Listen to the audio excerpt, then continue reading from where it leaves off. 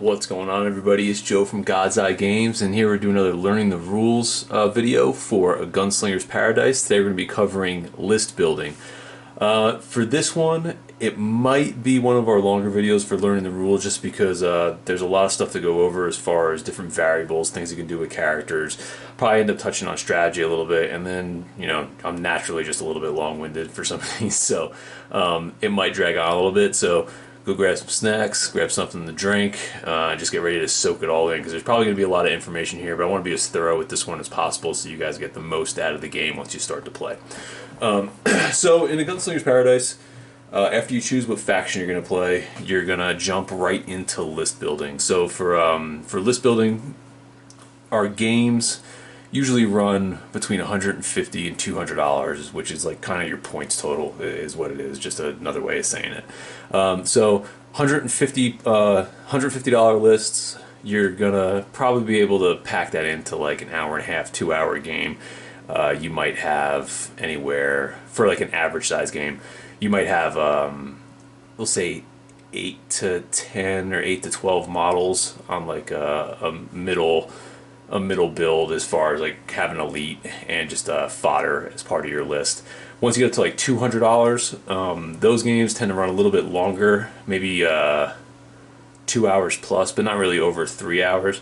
Those games, depending on what faction you run, for like an average size list, you might start pushing 12 to 15 models. If you do something that's a little more heavy on the tier 3 section of the list.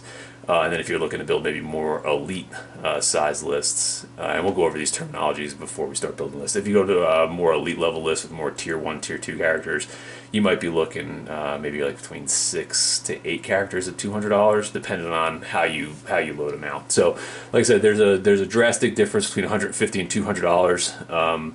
If you're looking for like that club game, or maybe just kind of like that one night sit back, having a lot of banter thing, you might want to stick closer to that $150 range. But if you're going to be pushing more toward $200, that's probably going to end up being a longer evening of wargaming in the Wild West with the Gunslinger's Paradise. So just kind of put that out there before we start. All right, so where did I put my water? There we go. I'm going to end up needing this. So Gunslinger's Paradise, like I said, $150, $200 is how we're going to end up building our lists. When you end up picking your faction, we're going to end up using the bandits as our example list today. So the bandits list, it has a good variety of tier 1, tier 2, and tier 3 characters. All these characters, like I said, depending on where they're slotted and what list that you're using, you're going to have higher quality, mid quality, and low quality that go along with the tiers for the list. Your tier 1 is going to be your boss characters, kind of like your leader characters, the heavy hitters, the masterminds for whatever faction that you're playing. That's going to kind of fall under your tier 1 character section. Tier 2 is going to be a lot of your support kind of faction. So your support characters within your faction, they do a specific job extremely well, especially if you give them the proper equipment and proper skills to kind of match it. You can build out either a very specific tailor list based off of these tier 2 characters in the specific direction you want to go, whether it's like stagecoach robberies, bank robberies, or maybe you want to drift a little bit more toward just kind of like raising hell from a bandit's perspective. So you might end up going more with like gunmen and brutes and things like that. And we're going to go over all these classes as well. So tier 2 is kind of where the theme of your list is going to start to swing in one direction or the other. And then your tier 3 characters, those are kind of like your no-name fodder guys, like when you watch your typical Western movie or, your TV show, and like it's the guy that, first one into the fight that ends up taking a lever action slug to the chest and drops without saying a word. It's just your fodder characters, your throwaway characters, just the extra bodies out there who might chip in and do something here or there, but you're not really expecting much from them for the most part. So that's kind of how your lists break down between tier 1, tier 2, and tier 3 characters. As far as composition for your lists go, I decided when I created the rules to really kind of leave this wide open for you guys. You're not required to take a tier 1 or a tier 2 character. You can load up with all tier 3 characters if you want. But the way that the initiative mechanic works with the poker chips, if you haven't watched that video yet or read it in the rules, definitely look into it because that is going to affect how your list plays on the tabletop. You're going to want some level of balance. You're going to want at least one tier 1 character in there a couple tier 2s, and then maybe round it out with tier 3s. Like I said, it all depends on what faction you're playing, but we're going to be basing this off the bandit list right now. So there's no requirements for what you have to take to the table. And the reason for that was so players would have that flexibility and that ability to, create any kind of list you can come up with off the top of your head, or if you want to recreate something specific from a movie you watched or a book you read or anything like that, you can just go in, you can create it based off of the characters that we have in here and the equipment that we have, and you can put that on the tabletop, and you wouldn't be breaking any rules or doing anything outlandish. It all still fits, it's all still balanced, it all still works.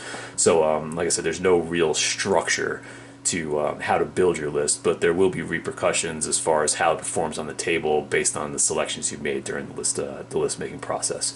So like I said, I'm not going to really set it up to we're going to make like a 150 point list. We're kind of just going to go through it step by step and kind of explain how it works. So first up, this is the bandits list. There's 10 factions inside the book. Each one of those factions has a pretty good selection of tier 1 and tier 2 characters, which are both fully customizable with skills, weapons, equipment. You can tailor them any way you want. And then tier 3 characters, they're set in stone. So you might have one or two, depending on what faction you choose. You're going to have one or two different variations of your tier 3 characters. Those usually come with no skills, a very weak stat block, and then you might have you'll have a primary weapon, a secondary weapon, and then you'll have the option to give them equipment, but they don't come with any equipment unless it's something extremely specific for that specific list. So that's kind of how it works out for what you're going to be able to use these certain tiers for and how they're going to work. So for the bandits, our example, your tier 1 character is going to be your bandit leader. If you guys can see it on the screen right here, I'll move the mouse up there. It's going to be right here. The bandit leader's tier 1 character, his base cost is $13, and it says it right there, you're limited to 1 per list. So you can only take 1 bandit leader. Obviously, you can only have 1 leader. It just makes sense. So it's a $13 base cost. What that means is for $13, you get the bandit leader and you get his core stat block, which is going to be right here. That covers your Western stat, your morale stat, movement stat, vitality, aim, melee, your chips, and your save is all baked in to that $13 cost to bring him out. Now, if you want to give him any of the upgrades below, you have to pay extra cash for those. So the white ones are $3 each. The blue are going to be $5 each, and the red are going to be $10 each. So the white ones are your very basic skills. It's stuff that you're either maybe only going to be able to use once a game or in particular situations, or maybe stuff that doesn't really swing the combat in one direction or the other. Like for this one right here, you have On the Run, which is a bonus that you get against arrest checks. So if you're playing against like U.S. Marshals or maybe like a sheriff and a deputy, since these guys are criminals, if you take that skill, it's going to end up making it harder for them to just get you to drop your gun and not participate in the fight anymore. So that's like one of the skills you can get. Follow My Lead is another one. Human Shield. Each one of these skills do different things. Like I said, the white ones, they're not super impactful on the game, but they are useful in very specific situations. Once you start getting to the blue, the $5 skills, these $5 skills, they cover a wide range of stuff. They can end up being stat boosts, like the +1 aim, so you get an extra bonus to your aim stat throughout the game. There's other stuff in here where there's like Never Too Close, where you can use your sidearm, so you can use your pistol in melee combat. So Arm to the Teeth is another one you can get for the bandit leader. So instead of taking a primary weapon and a sidearm, you can take 2 primary weapons, so you can load out with 2 shotguns or a shotgun and a lever action or anything like that. And we'll get to the equipment a little bit later. So like I said, these $5 skills are a step up. They're a little more useful on the tabletop, and they cover a wider range of things. And like I said, they're a lot more impactful for what's going to be happening. And then the last is the red. These are the $10 skills. These are kind of the game changers for whatever class that you're using. They're really kind of tailored to bring out the best of this particular character class. So what you're looking at right now is a vitality bonus for your bandit leader. So he only has 2 vitality, which means it takes 2 wounds. That means he gets dropped or incapacitated at that stage of the game. With that happening, you don't want to lose your bandit leader or any of your tier 1 characters, that early on, if, some bad dice don't work your way. So sometimes giving them that extra vitality, if you want to beef up your bandit leader, you would spend the 10 points and give them an extra point of vitality.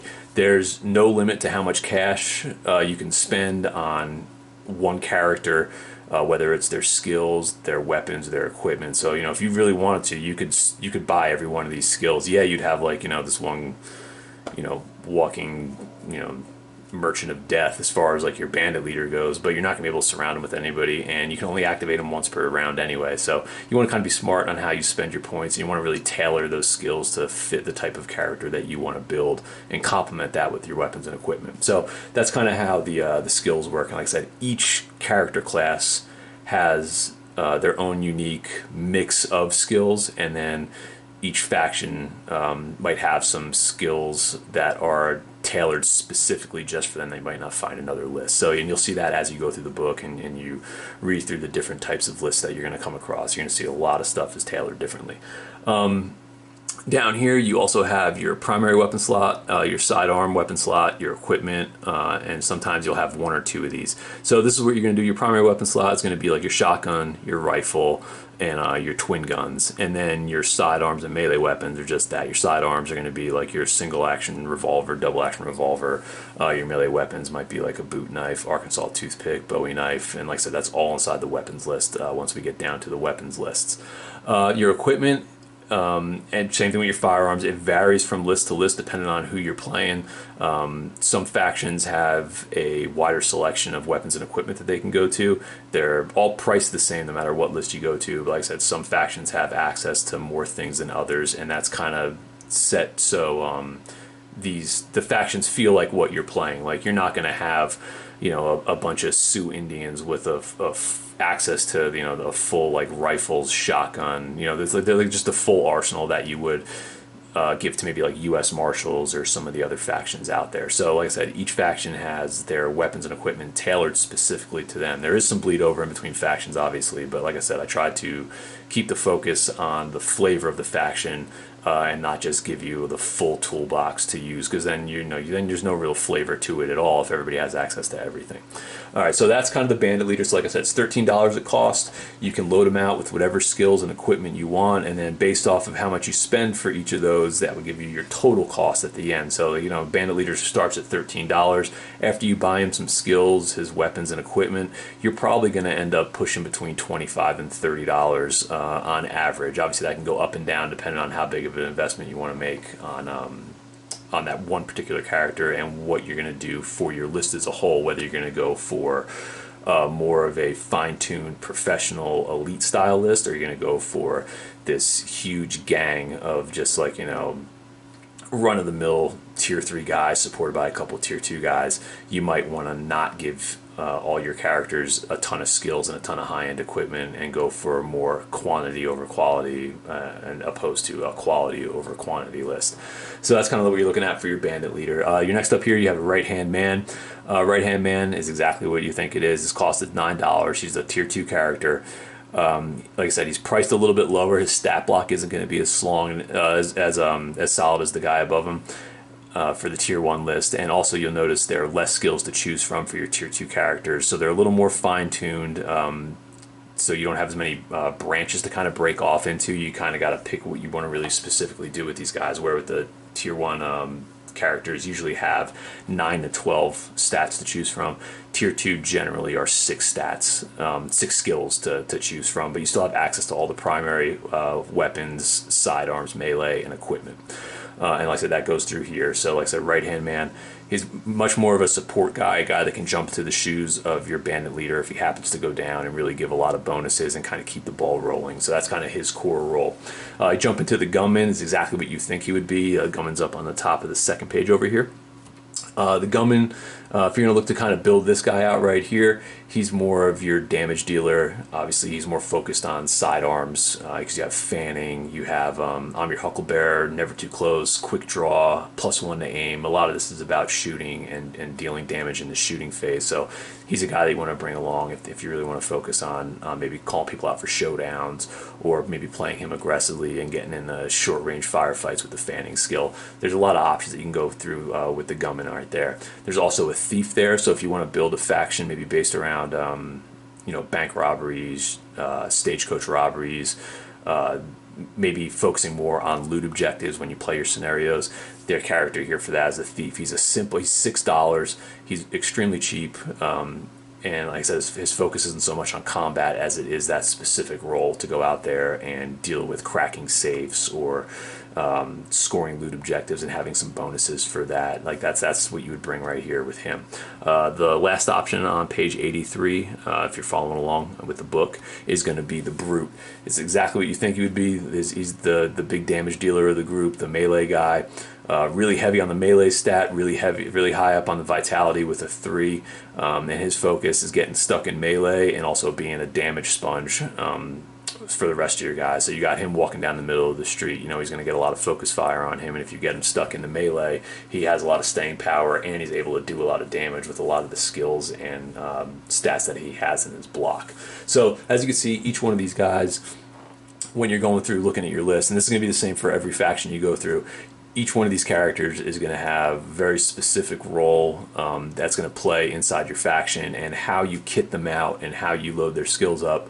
You're going to be able to do some different things, and you're also going to be able to focus on how you want them to perform as a collective as well. But like I said, you're not going to be able to do everything. You're going to have to really kind of choose a path for your faction and these individual characters, because sooner or later you're going to have to make a choice, because you're not going to have enough money to cover all the bases. So we're going to go to the next page right now for the bandits. This one covers the Psychopath, which is the last tier 2 character that we're going to go over here. Psychopath has an extremely high save, a very modest stat block, but like I said, his save is the highest out of anybody inside this list right here. And a lot of the stuff that he has in there is kind of just like off-the-wall skills. There's not really like a focus for it, but each one of them in a specific situation can perform really well, whether it's an explosive expert. There's one for human shields, so if you're dealing with civilians in a town, he can use them as human shields. He has another skill called mental, so if people are shooting at him and he's making saves, every save that he makes from a shooting attack, he's able to move 3 inches closer to the person that's shooting at him. So it's another way to kind of just keep the ball rolling forward and use this guy as a way to keep pressure on certain types of characters, or just like just maybe prevent one of their characters from firing on him because maybe he's getting closer to an objective, or maybe he's getting closer to a character that the opponent doesn't want him to engage with. So there's a lot of different ways that you can run the Psychopath as well. Jumping down to tier 3. Tier 3 character, this is like your basic bandit. This is going to be just like your throwaway fodder type character. Very simple stat block. He doesn't have really anything to him. He has a +1 aim, pretty much zeros across the board. He has 1 vitality and a 2-up save. Or a +2 save, not a 2-up save, a +2 save. So, like I said, very modest with his stat block. He's $8, his $8 base, and you might be like, oh, well, he's $8. Why would I get a bandit compared to everybody else? Well, when these cost is just as much as everybody. You got to remember those tier 2 and tier 1 characters, that base cost that we talked about before, like the Psychopath is $7. That's before you've even purchased any skills or equipment. The bandit, it's already all baked into it. So he's $8 with that stat block, but he also gets a lever action rifle, single action revolver. So all those costs are already baked into the $8, where you might be looking at $15 more to kit out some of these tier 2 characters once you factor in stats and equipment. Alright, so now we're going to look into the bandit weapons right now. So once you get into the bandit weapons, you're going to notice there's a section for shotguns, a section for rifles, and if you go to the other top part of the page, they have twin guns, sidearms, and melee weapons. So the bandits, like I said, you can get a single barrel shotgun, sawn-off shotgun, double barrel shotgun, coach gun. For rifles, you can do a bolt action, a lever action, Chesterfield model 1873, which is kind of like your Winchester variant, and then you have a Hank rifle model 1860, which is kind of like your Henry rifle. For your twin guns, which is like double revolvers, you can carry twin percussion revolvers and twin single action revolvers, and then we go into sidearms and melee weapons and etc.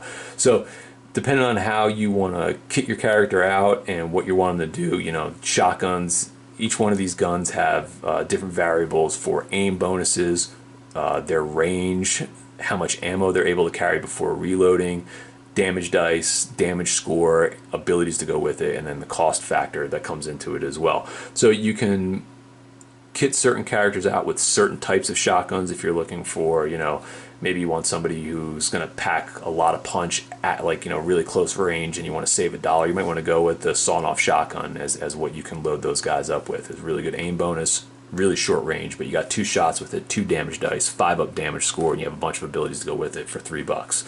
So it might be something that might look a little more appealing to you, opposed to maybe taking the coach gun, which has a very similar stat block to it as far as things go, but it costs $2 more because of some of the damage score is a little bit higher and the range is a little bit better. So you're going to have to go through and make some decisions. $1 here and $1 there. It will add up when you're only spending $150, and you're trying to fill out maybe 10 guys in your list.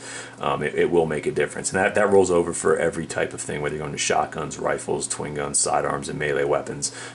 There's different ways to spend your money on different types of equipment. You're going to get different results, and that's just going to be you going through and building your list. And like I said, sidearms are just for the sidearm slot. Primary weapons, that's going to be for your shotguns, rifles, twin guns. You can also carry a sidearm or a melee weapon in your primary slot. That's kind of open to everything, but your secondary slot most of the time is just going to be for a sidearm or melee weapon unless stated otherwise. So that's what we're looking at right here for kind of the equipment layout and how you're going to kit your guys out. Over here we're going to be looking at the bandit equipment. Their list and what they're able to take, and then we'll get over their special rules in the scenario. So the bandit equipment, each faction is going to have an equipment list. This is the equipment that you can purchase for your characters from the bandit faction. So you're able to purchase horses here if you want to have a horse. You can take a wagon if you want to. So if you just have one person driving the wagon, you can load up all your guys in the back of it. So you might be able to fit like 5 guys back there.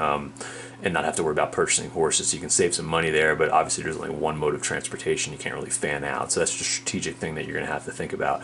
You have options for brass knuckles for close combat, ammo belts, speed loaders, fast draw holster, all different things that can help in showdowns or reloading, whether it's your rifle or your pistol. There's rules for dime load. If you're not familiar with Billy the Kid, when he shot his way out of the jail, he loaded up with a bunch of dimes and shot one of the guards in the chest. So there's options for dime load in here, and there's a special rule for that. You can get shotgun slugs for your shotguns. That'll give modifiers to if you're using that particular weapon. You can buy a cigar, stick of dynamite, lanterns, torches, whiskey. All these different pieces of equipment are going to give you either a particular bonus in a certain situation, or they're going to allow you to do certain things. Like a lantern or a torch might let you set structures on fire. If you got guys who maybe dug into a house or a defensive position, you can go up and light it on fire and try to burn them out if you need to do that. Same thing with a stick of dynamite. If you want to try to blow them out of there with an explosion, that's another thing that you can do.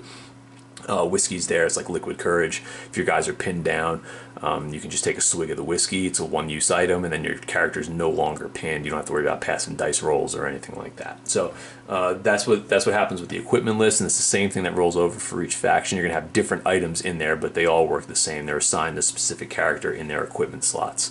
Up over here for your list building, check this out before you start your list, because you might be able to theme some of your choices around some of the special rules that go with these factions. So for this bandit special faction, one of their special rules is paint the town red.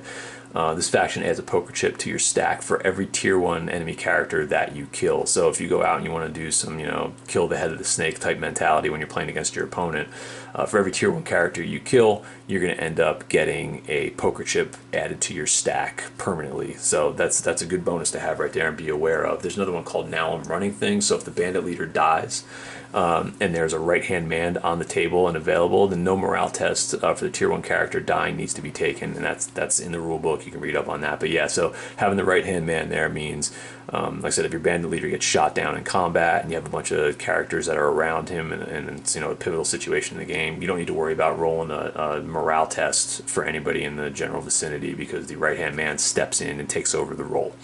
And the third one there is called, third special rule for bandits is called Raising Hell. Special action removes the pin status from all friendly characters on a successful rally test made by a tier 1 or tier 2 character. This can only be attempted once per game. So it's another one of your special rules where you might want to take somebody with a high morale just to have this action sitting in your back pocket, because doing that, like I said, if you have a bunch of guys that get pinned down in a firefight or a bunch of people fleeing the table, you have a lot of stuff kind of going on, you can use one of your higher morale characters to use this Raising Hell special rule, and it kind of gets everybody back in the fight, and you don't got to worry about having all these stragglers or characters that you can't activate. So, like I said, when you go to these special rules, each faction has, between 2, maybe 4 special rules or special abilities kind of tailored for each faction to kind of hit that flavor. So read up on those, because like I said, sometimes it's just a general thing that you're going to be able to use, or a general bonus that goes faction wide. But at the same time, there might be some little quirky parts to some of these rules, or some of these special actions that a particular character or a particular build might really benefit from using that skill, or they might benefit from using that skill, or might be an optimal person to use that skill or special rule with. So it's something worth looking into when you're building your lists. The last thing down here is the scenarios. So each faction is going to have 3 scenarios that are specifically tailored to them, and that goes for each faction. There's also some generic ones, and that goes into when you're rolling for scenarios, which is something different. We're just going to focus on list building right now.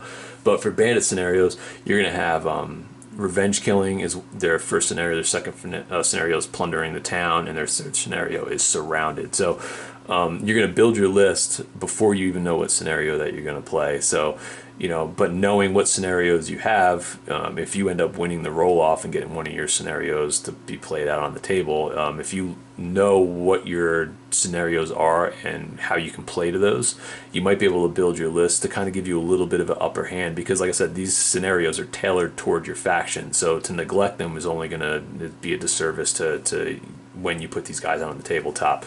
I'm not saying dedicate your whole list and put all your eggs in one basket, but it's definitely worth looking at to be like, hey, I'm going to have like these certain guys tailored if we have revenge killing, or maybe I'll have like a thief just so I can cover the plunder of the town section, or maybe for surrounded, maybe it might be smart to have just a couple guys with some horses in the list. So you have at least a little something in there to where no matter what scenario ends up getting rolled, you have a way to optimize yourself for any one of those situations. So that's kind of the basics for list building, and how you kind of put your characters together, and where to spend your money, and how to kind of flesh your list out. Now we're going to kind of try to talk a little bit about the strategy going into building your lists, and I'll move it back to the top here for the bandit faction.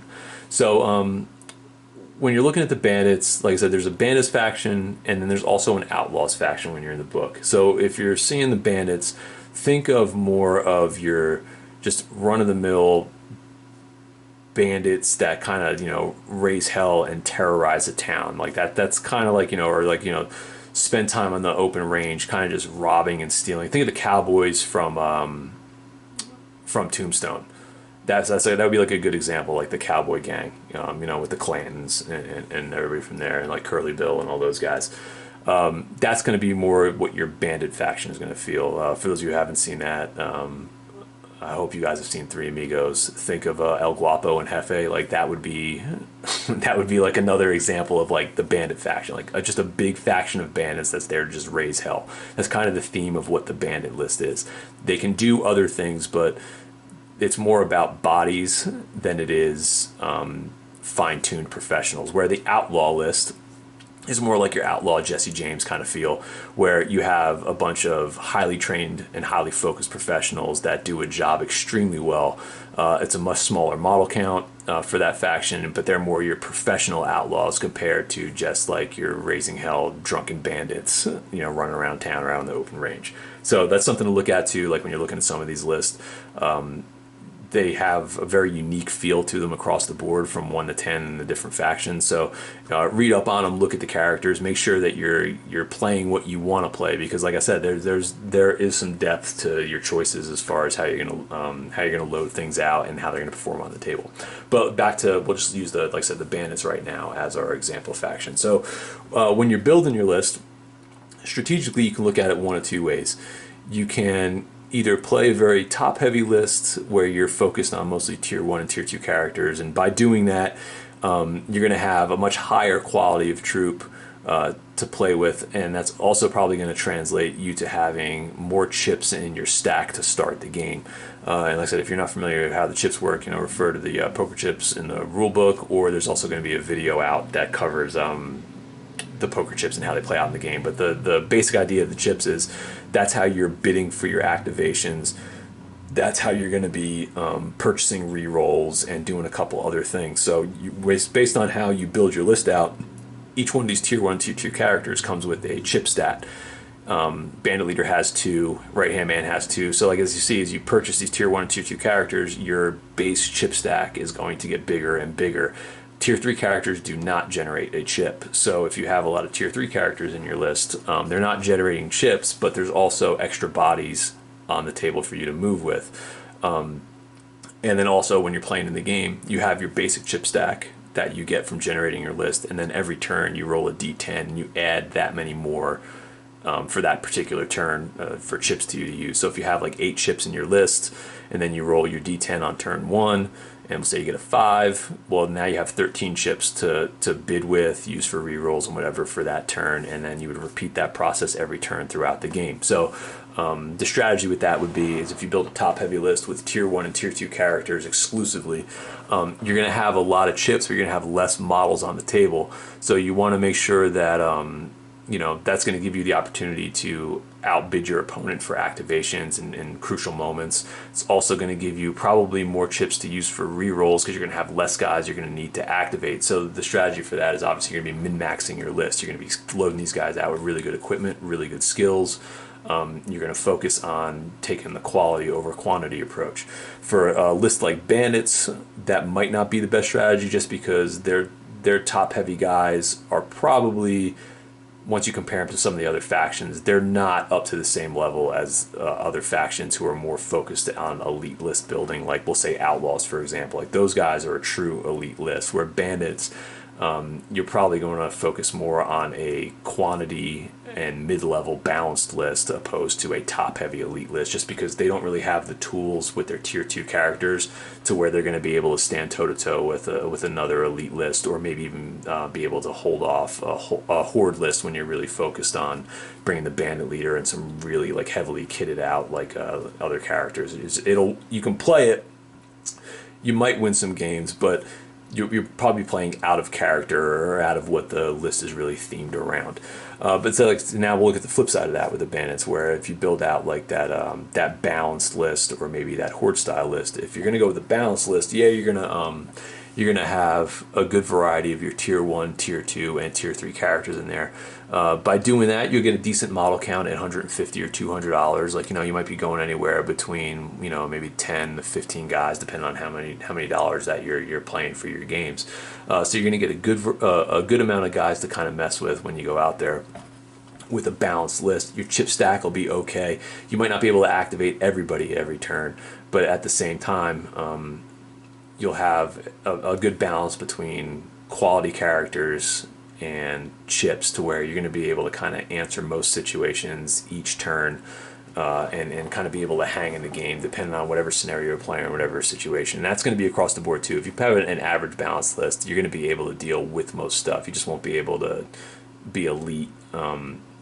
You won't be able to like plow over people in certain scenarios, or totally get run over in other ones either. Like you'll be jack of all trades, master of none with a balanced list, and that kind of runs true for any faction that you're going to use. So yeah, if you're going to go with the balanced list, you're going to want to probably go with the with philosophy of taking obviously a tier 1 character, and then a good mix of tier 2 characters, maybe 3 or 4 of them, and then round out the rest with your tier 3 fodder guys. That's going to give you a good opportunity to use your tier 2 characters the way that they were intended, and then use your tier 3 characters to kind of soak up the combat and get those tier 2 guys where they need to go. So like I said, balance list works for bandits. If you want to go with the horde philosophy with bandits, as our example right here, how that's going to play out is you might take a bandit leader, you might take 1 or 2 tier 2 characters, so your chip stack might only be 5 chips.